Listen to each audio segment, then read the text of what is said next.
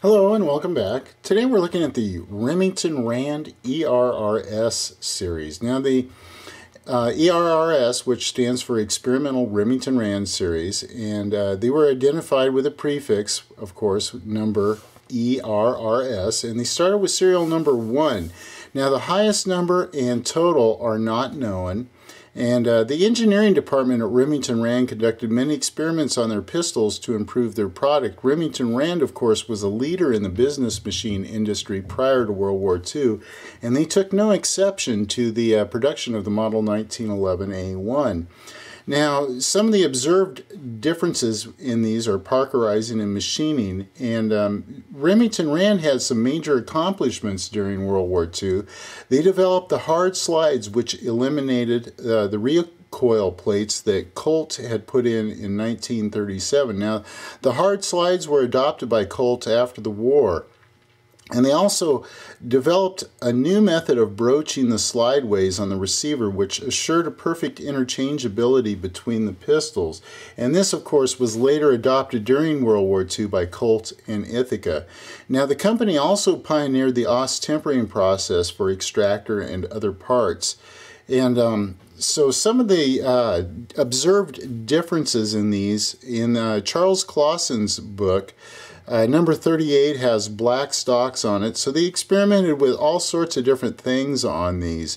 Now, most of these were manufactured after mid-1943, and these were eventually presented to the officials and companies' employees. So we'll go ahead and take a closer look at this particular pistol.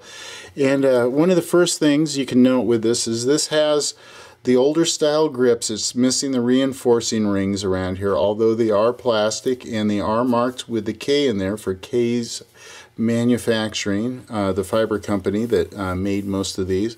We'll go ahead and take a look now at the number ERRS 32 here, so pretty low in the numbers of these.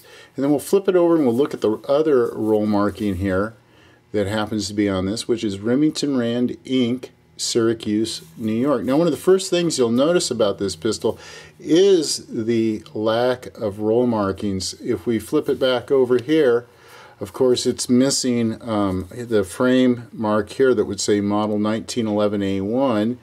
And then, of course, since this never went to ordnance, there is not an ordnance stamp on it. Now, this is a very black in appearance pistol, which makes it, in my humble opinion, just really cool looking. This one here, I believe, is probably done with a manganese phosphating, which will give it that black parkerized look. And then one of the other things to note about this pistol is just this incredibly cool looking high gloss black, all small parts. It came out beautiful. This pistol is just very well done, and incredibly smooth trigger pull on it for these pistols. Out of the ones I've handled, this one is by far the smoothest.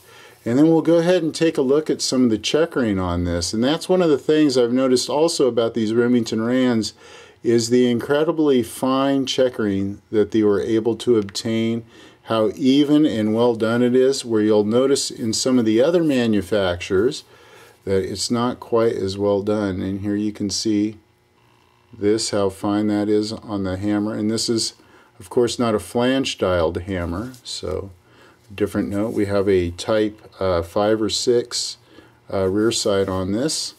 And then we have, of course, the later sight on this with the serrated front edges on it. And we'll bring that in so you can see those serrations, hopefully. There it goes to focus. And then go ahead and take a look at the front of this. You can see the barrel and the bushing, everything. Just that beautiful black finish. And then, of course, this pistol seems as though it's, from examining it when it was, of course, being detail stripped, it had very little wear on it. So just a very nice example of very rare, probably 100 or less of these pistols made. World War II Remington Rand that was from the experimental engineering. And anyhow, thanks for tuning in and watching. I hope you enjoyed this short video on this pistol, and just another interesting piece in Colt automatic history. All right, thanks, and have a great day.